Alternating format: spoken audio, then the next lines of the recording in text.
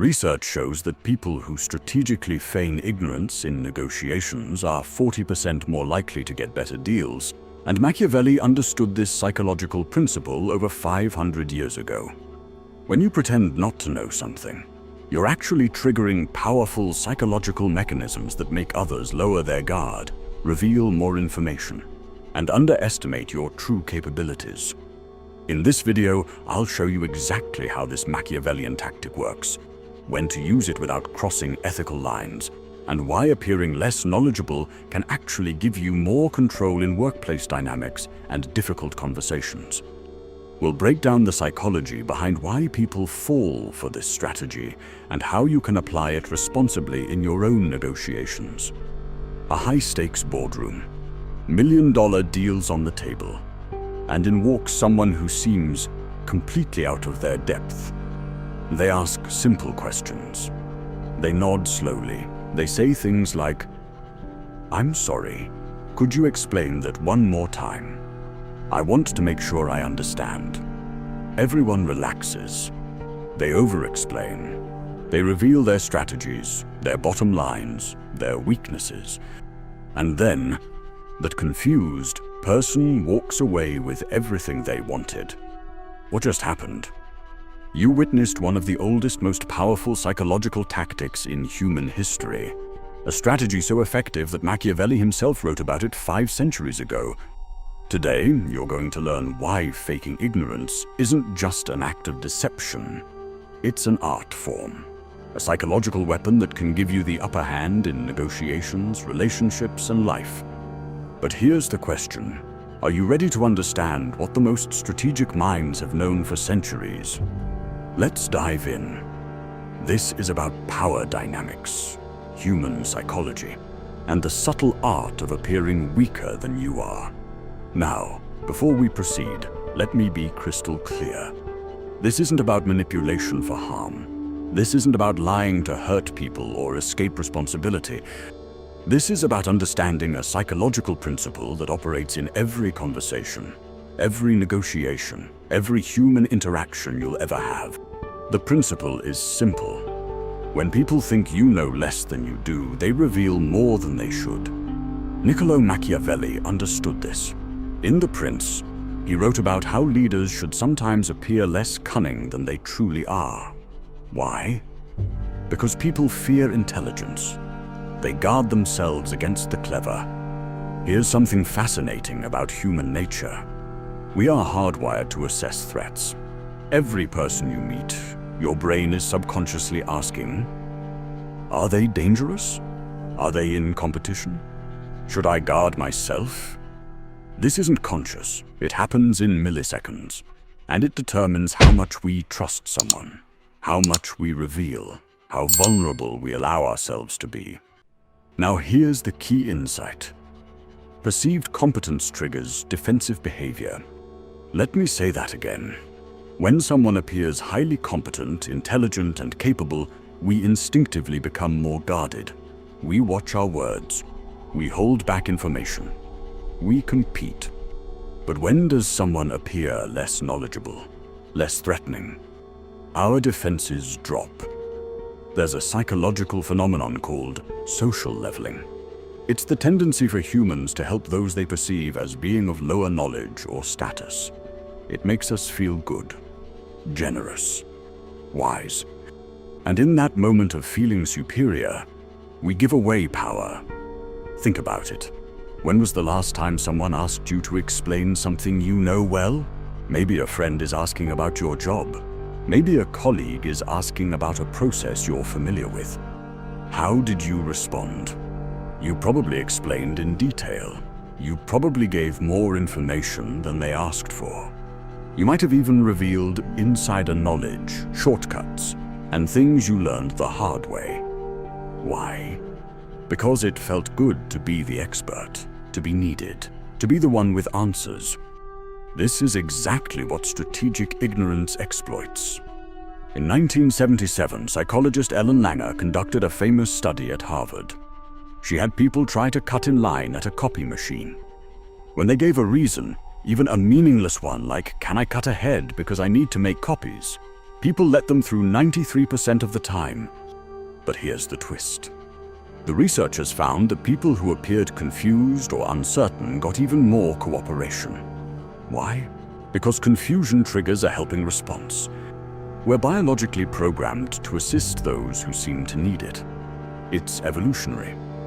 Tribes survived by helping confused members, by sharing knowledge. And when you tap into that ancient programming, people open up in ways they normally wouldn't. Now let's go deeper. There's a phenomenon known as the explainer's bias. It's a cognitive phenomenon where people who are explaining something tend to over-explain. They fill in details. They elaborate beyond what was asked. Why does this happen? Because when we take on the role of teacher, we want to be thorough. We don't want to leave the other person confused. So we give context, background, the full picture. And that's when critical information slips out. Let me give you a real example. A friend of mine, let's call her Sarah, worked in tech sales. She was negotiating a major contract with a corporate client. The client's procurement officer was tough, experienced, not someone you could easily read. So Sarah tried something different. Instead of coming in with aggressive pricing and confident proposals, she said, "I'm still learning the complexities of enterprise contracts. Could you help me understand what factors are most important in your decision-making process?" What happened next was remarkable. The procurement officer, feeling helpful rather than defensive, walked her through their entire evaluation rubric. Budget constraints, timeline pressures, internal politics, the competing vendors they were considering, even the specific weaknesses they'd found in those competitors' proposals. Sarah listened, took notes, asked clarifying questions. By the end of that conversation, she had a complete map of what they needed, what they feared, and exactly how to position her proposal. She closed the deal 3 weeks later, at a better price than she'd originally hoped for. Now, you might be thinking, but wasn't that manipulative? And here's where we need to understand something crucial. Sarah didn't lie. She genuinely wanted to understand their needs. But by framing herself as someone learning rather than someone selling, she created psychological safety. This is the essence of the underdog effect. Studies in social psychology show that people root for underdogs. We sympathize with them. We want to help them succeed. And critically, we underestimate them. When you position yourself as less knowledgeable, less threatening, less polished, people make assumptions. They assume you're not strategic. They assume you're not competition. They assume you won't outmaneuver them. And that assumption, that's your advantage. There's a related concept in negotiation theory called information asymmetry. It means one party knows more than the other. Typically, the one with more information holds the power. But here's the paradox. Sometimes appearing to have less information makes others give you more. It's counterintuitive. However, it works because of a phenomenon known as cognitive filling. When people perceive gaps in your knowledge, their brains instinctively want to fill those gaps. They explain, they elaborate, they connect dots. And in doing so, they reveal the very information you need to win. All right, let's get tactical. You understand the psychology. Now, let's discuss how to apply this in real-life situations. Specifically, in the workplace where stakes are high and relationships matter. Tactic number 1, the clarifying question strategy. Even when you already know the answer, ask clarifying questions. But do it strategically. Here's what this sounds like. Just to make sure I'm understanding correctly, when you say the deadline is flexible, what kind of time frame are we really talking about? Or, help me understand the reasoning behind this budget allocation. I want to make sure I'm seeing the full picture. Notice the language. Help me understand. Make sure I'm seeing the full picture. This isn't aggressive. It's not challenging. It positions you as collaborative. Someone who wants to understand, not fight. And what happens? People elaborate. They reveal constraints you may not have been aware of. They mention stakeholders who have influence. They expose their decision-making process. All because you asked them to help you understand something you might have already known. Tactic number 2. The innocent inquiry. This is powerful in salary negotiations. Let's say you're discussing compensation. You've done your research. You know the market rate. You know what you're worth. But instead of coming in with a hard number, you say, "I want to be fair to both of us. What range did you have in mind for this position?" Now they speak first. They anchor the negotiation. And here's the key. If they anchor low, you can act pleasantly surprised and educate them on market rates. If they anchor high, you just learned they're willing to pay more than you expected. You appeared less informed about market rates, but you actually gained crucial information that strengthens your position. Tactic number 3. The process walker. When someone is explaining a process you're familiar with, let them. Don't interrupt with, "Yeah, I know this part." Instead, listen carefully. Because even in familiar processes, people reveal their unique approach, their shortcuts, their workarounds. And sometimes they reveal inefficiencies, mistakes, vulnerabilities in their thinking. One executive I know uses this brilliantly. When a team member proposes a strategy, he says, "Walk me through your thinking step by step. I want to see it from your perspective." He probably already knows where the flaws are. But by having them explain it fully, they often discover their own weaknesses. And it feels like collaborative problem solving, not top-down criticism. The relationship stays intact. The work improves. Everyone wins. Let's take this further. Because once you master the basics, there are advanced applications that can dramatically shift power dynamics in your favor. Advanced Technique 1. Strategic confusion about competitor intelligence. In competitive business situations, appearing less informed about what competitors are offering can prompt others to give you detailed competitive intelligence. Here's how it works. You're in a vendor pitch. You say casually, "I haven't had a chance to deeply research what other solutions are available. What are you seeing as your main differentiators?" What you've done is brilliant. You've implied you might not know about their competitors, which makes them feel they need to sell harder. And in doing so, they tell you exactly what they think their competitors' weaknesses are. Now, you have a map of the competitive landscape given to you by someone trying to win your business. Advanced Technique 2. The false constraint reveal. This is subtle. You appear less informed about internal constraints to discover what others are really willing to concede. Example, "I'm not entirely clear on our budget flexibility for this quarter. If we needed to adjust, what would be possible?" Notice you're not lying, you're expressing uncertainty. And that uncertainty prompts them to reveal what's actually negotiable. Maybe they say, "Well, if it's strategic, we could probably find another 15% from the contingency fund." You just learned there's hidden budget. Budget you might never have known about if you'd appeared fully informed and demanding. Advanced Technique 3. The collaborative decoder. This is about letting colleagues explain processes you're familiar with to identify weaknesses you can later address. You say, "I'd love to understand your approach to this. Could you walk me through how your team handles this situation?" They explain. You're seeing gaps, inefficiencies, places where your approach might be better. But you're not attacking, you're learning. And later, when you suggest improvements, it doesn't feel like criticism. It feels like you learned from them and built on their foundation. This is how you influence without creating enemies. Here's something critical to understand.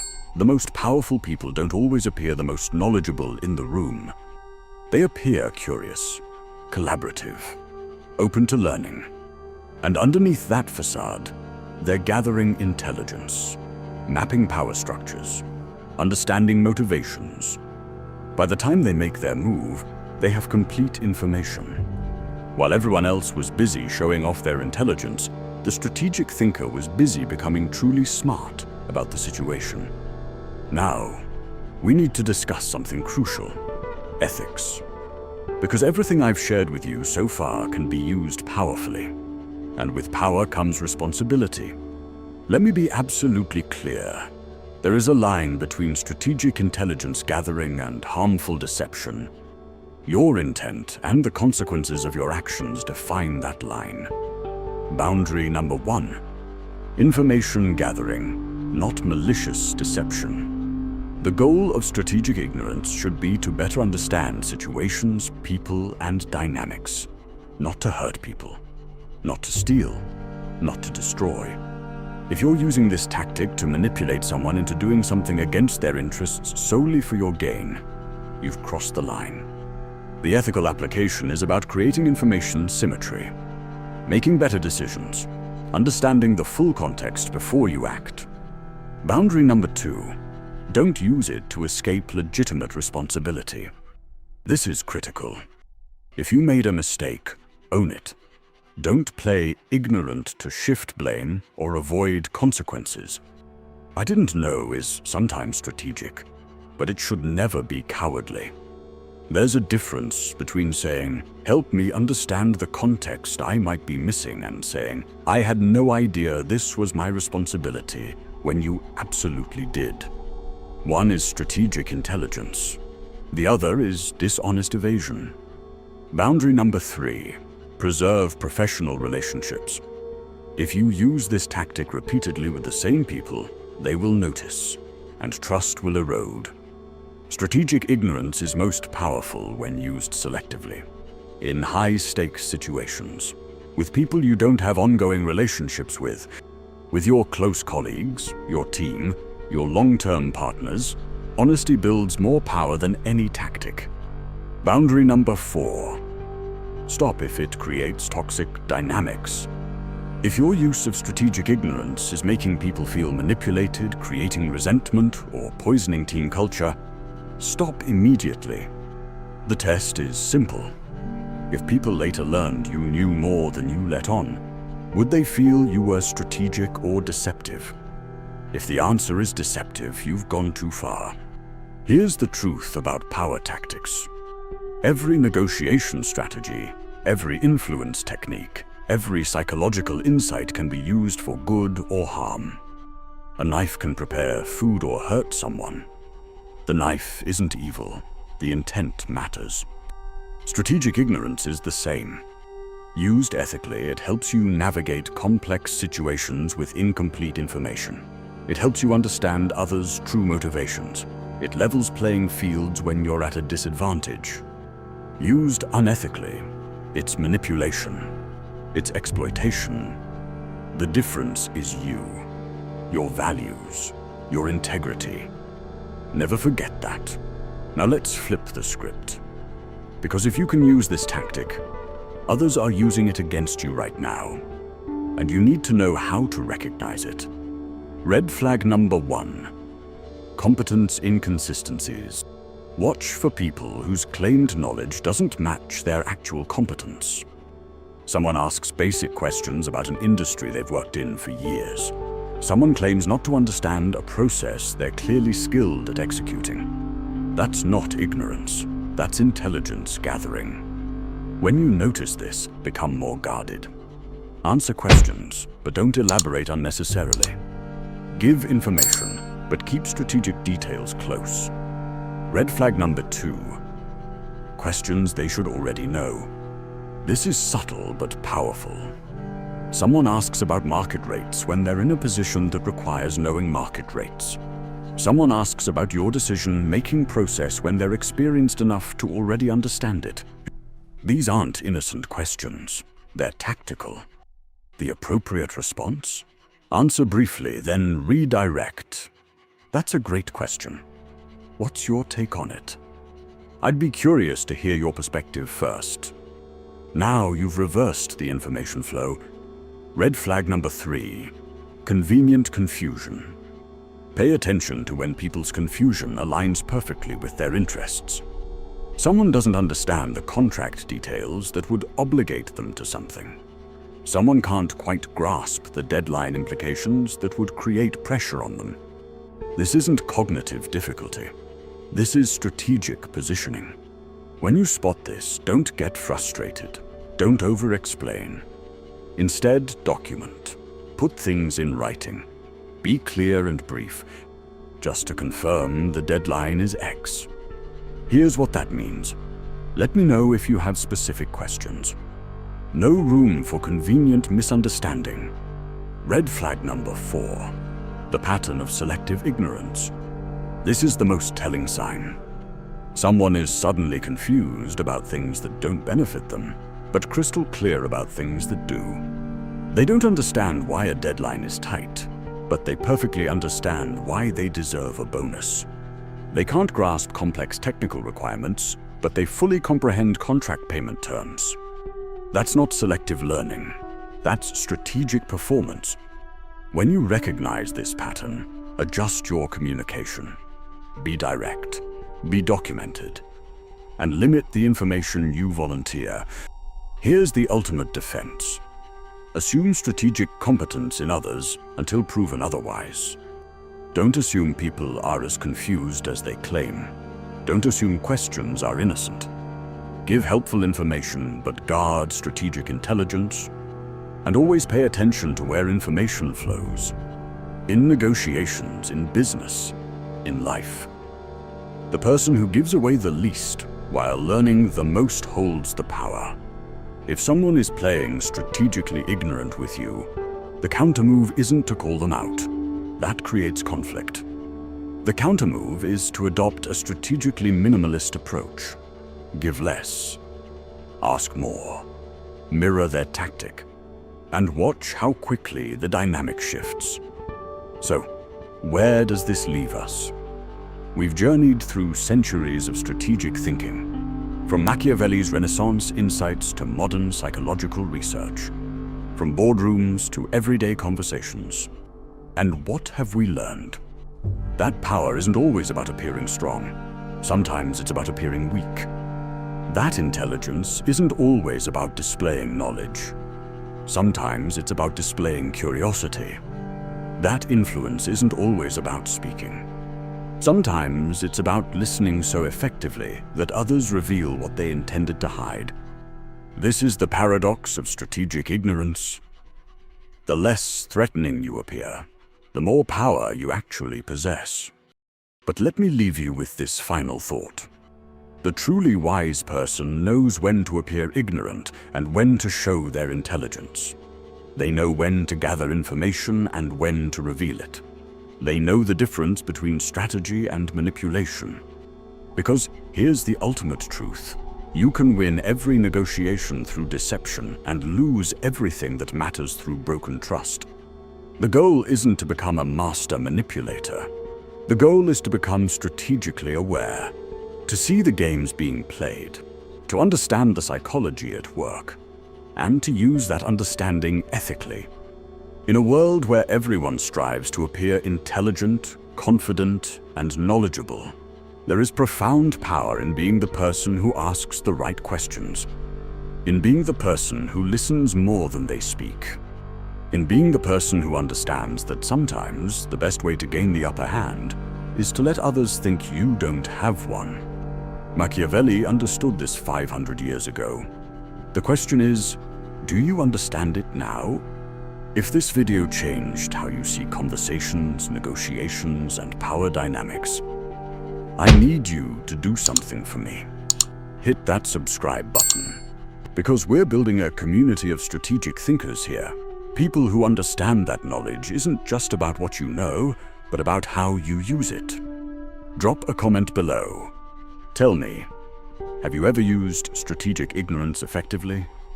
Or have you caught someone using it against you? Share your story. Let's learn from each other. And if you found this valuable, share it with someone who needs to hear it. Someone is in a tough negotiation. Someone navigating workplace politics.